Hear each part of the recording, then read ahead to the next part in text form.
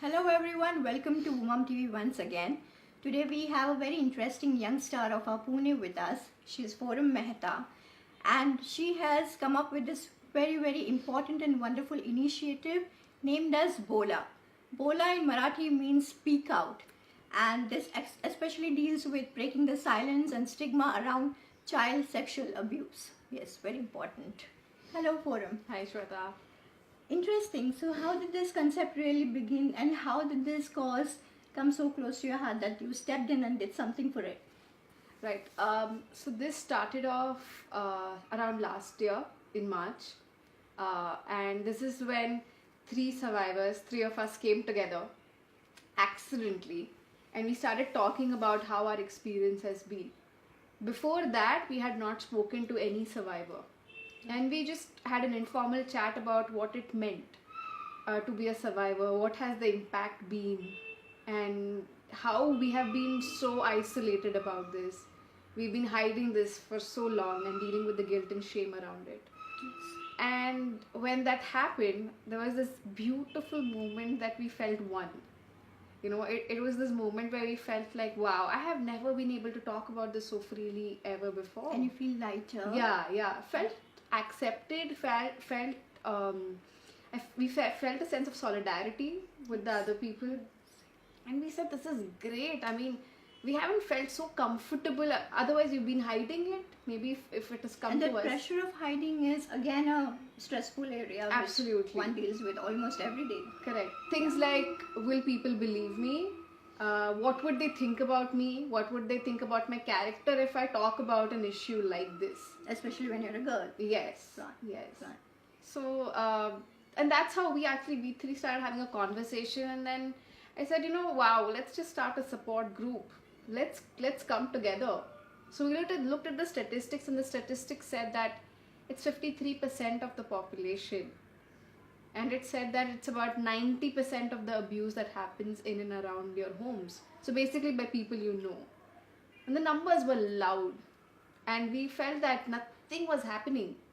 So we actually started off with this whole idea that we'll look at other NGOs working in the space, and we'll just adopt what they're doing and collaborate. To actually realize there were no NGOs working on this. There were no support groups in the country. There is probably just in the country. In the country. So we were like, okay, cities like Delhi, Bombay will have something. Yeah. So we realized that no one has a support group, that no one has created a space before where survivors have come together. And we were like, wow, so we gotta do this. There you go. Yeah. So we decided, okay, so let's figure this out, and we started scratching the surface. We started contacting NGOs who've been working with adults, been providing counseling. We also got in touch with Childline. We started just like approaching everyone, meeting everyone, and also started approaching survivors to come on board. Start talking about it. Yeah, just to find that, we are all on the same boat. So let's come together and see what we want to do. Let's drop that shame and guilt that has been there with us forever. Maybe? Yes, to reach a point where we can move on. So beautiful, isn't it? Wow. Yeah. So often once you have accepted and decided this journey of actually letting go and leaving it in the past, it could take any time between like 3 months to like 3 years for you to actually come out of. Depending on the severity of that incident, or was it ongoing? Yes. Sort of. Yes. Also, another thing is, often when we say child sexual abuse, people think it's rape. Yeah. That people are raped. It's not that. Child sexual abuse could be anyone touching you inappropriately, Right. anyone showing you pornography, anyone even passing those remarks and Making the child feel uncomfortable. Absolutely. Any of that could be child sexual abuse. Often when it is outside, done by a stranger, you'd be like, all right, you could come home and tell someone. But the way child sexual abuse happens within homes, the first step is grooming. The perpetrator, who could be anyone, could be your neighbor, could be a relative, could be your own siblings, could also be your own parents. There is a lot of grooming that happens. By grooming, I mean that... Please explain. Yeah, by grooming, I mean that the abuse does not just suddenly happen one day. there is a lot of grooming, which means that chocolates, they figure out what you want. Okay. So let's play together, or let me give you something you like. Be that good friend sort of with a Yes, child. yes.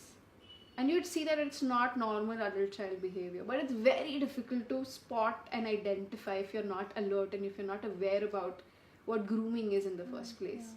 And that is when the child gets very comfortable with the adult.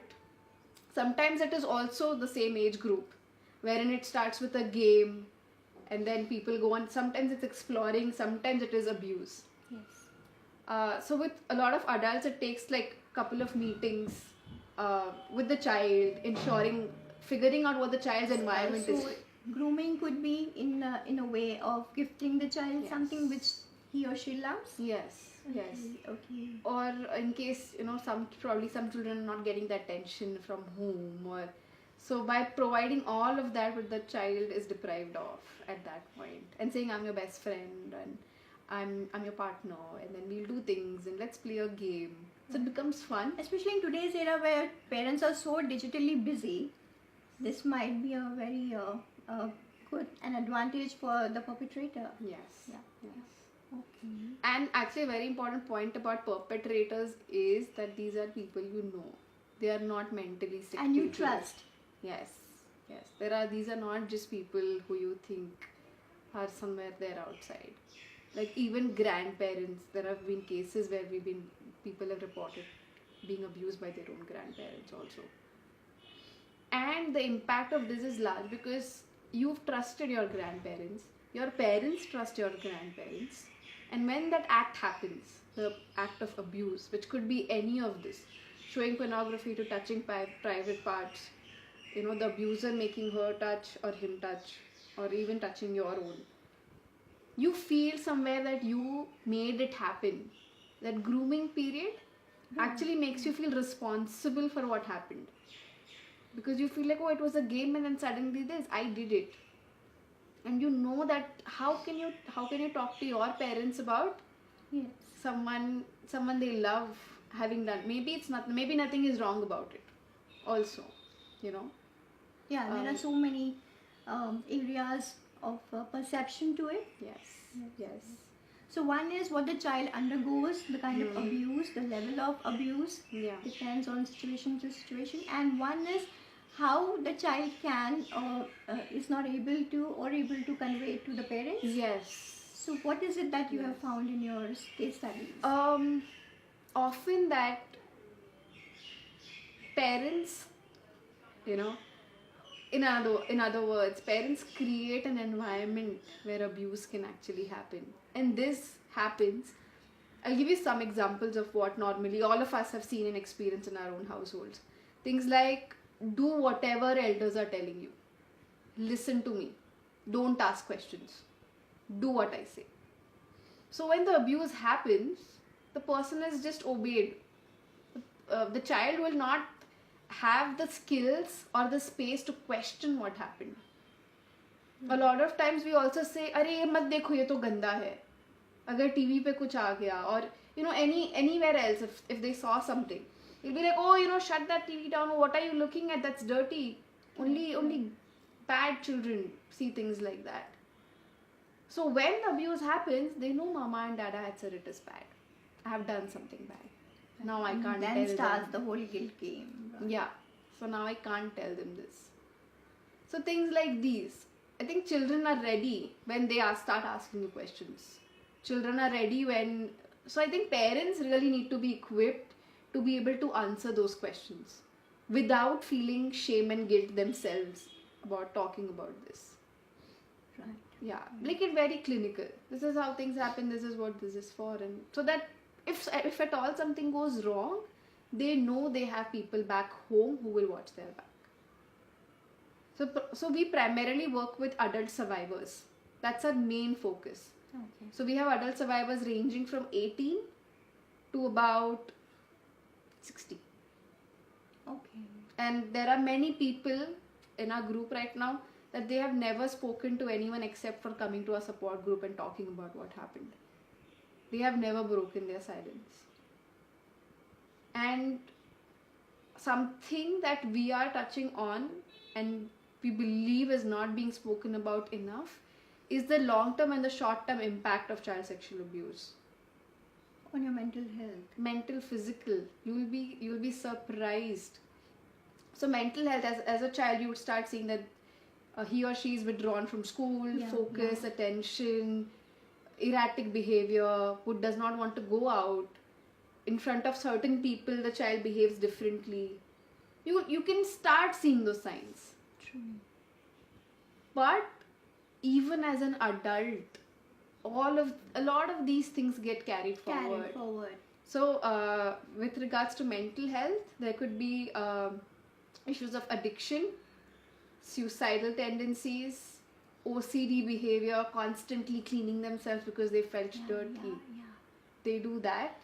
And so much so that a lot of, this is about some things that women have reported, that they become obese consciously.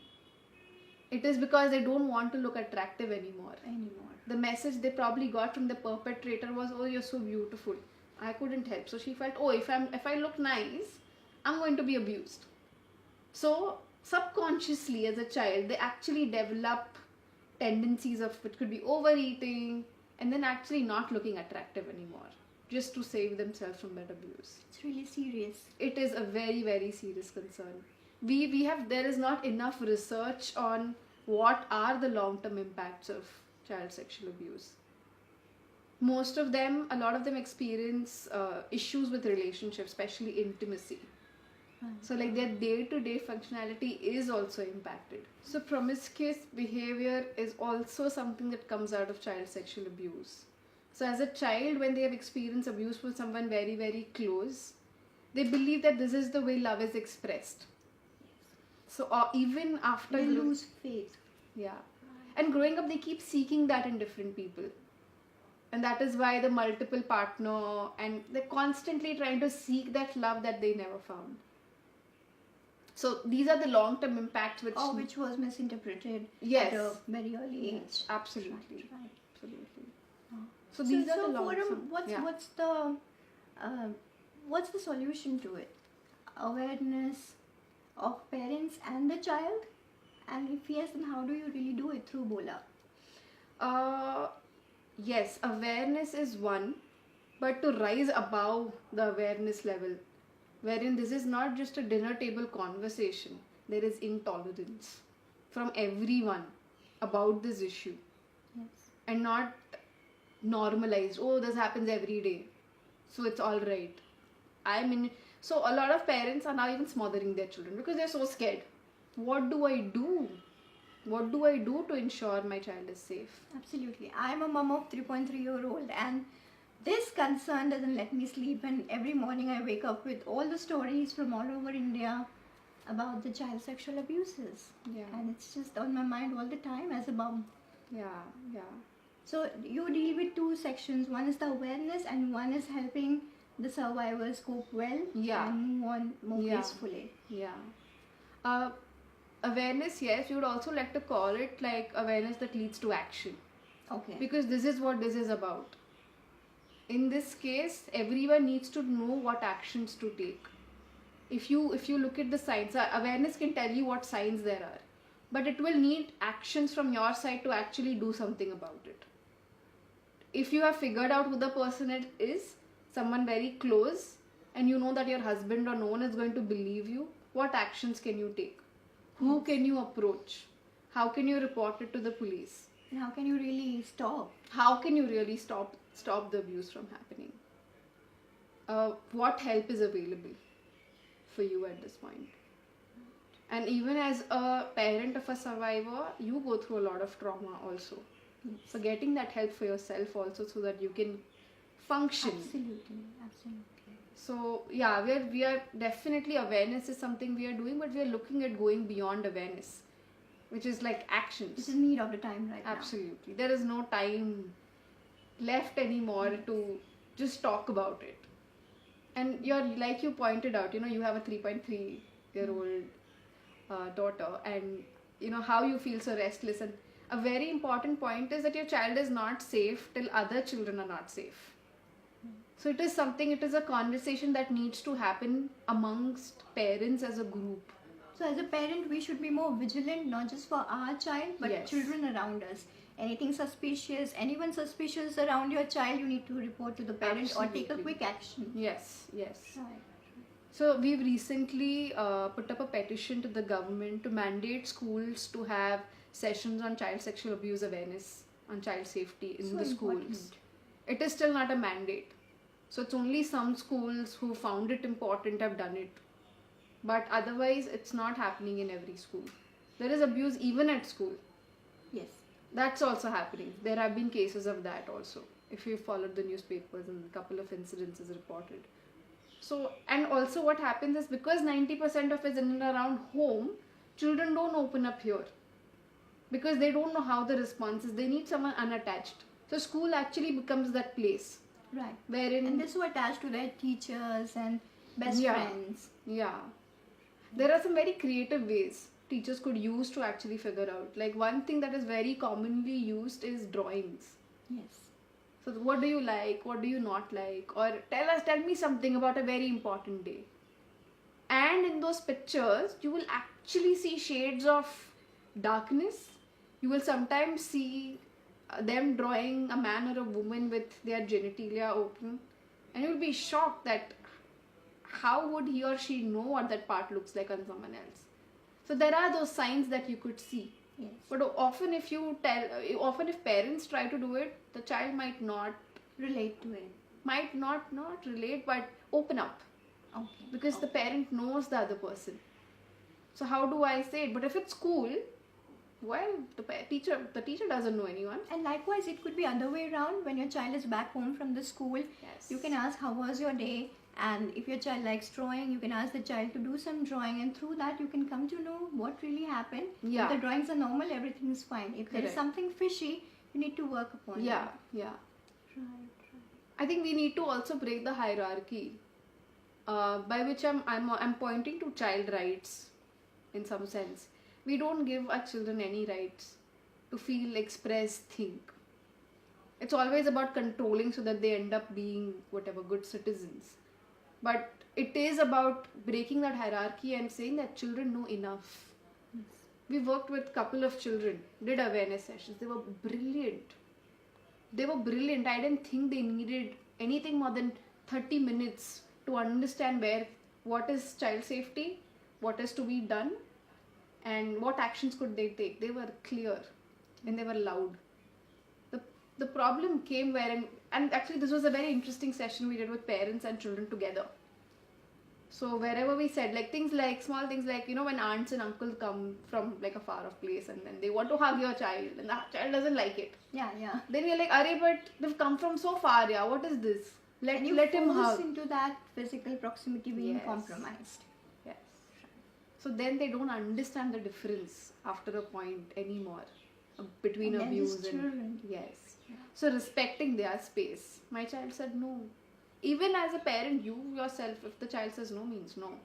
So that kind of respect to their choices and feelings is very important for them to continue that as an adult, as a functional adult who understands consent, who understands boundaries, safe lines. All of these messages get carried forward. So it's so important to do this at an early age Absolutely. itself. The conditioning is everything. Yeah. How beautifully expressed by Foram. And as a parent, even I feel this conversation, the whole discussion was an eye-opener. Definitely we need to do something about it. Be a vigilant parent. Look around. If you find anything suspicious happening for your child or with someone else, please speak up. Yes, Bola. Kahitari bola, pudhe yeun bola. Thank you, Foram. Yes. And if our viewers and the parents who are watching you want to reach out to you to know more about your support groups and the services you offer, workshops, how can they? So you can follow our Facebook page. That is where all our updates are there. You could message us there. You could also write to us an email and we will get back to you as soon as possible. My message is, you're not alone. A lot of you out there who are looking at what to do about this problem, I'd say speak up. If you don't have anyone to speak to, come to us, write to us, and we will work with you together on this. Let's figure out what actions we can take. So don't feel that you're alone. We are here.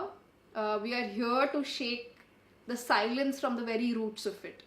So we would need your support as well, and we are happy to be there and share whatever we've learned, whatever we know, and let's function as a community. Is what my message is. So yeah, let's break the silence around child sexual abuse. That's my Absolutely, message. absolutely. Thank you so much, Foram. Thanks, And we Shweta. will try our best as a citizen, as a parent, to come forward and speak about it. Thank you. Stay tuned with Mumam TV for more powerful stories.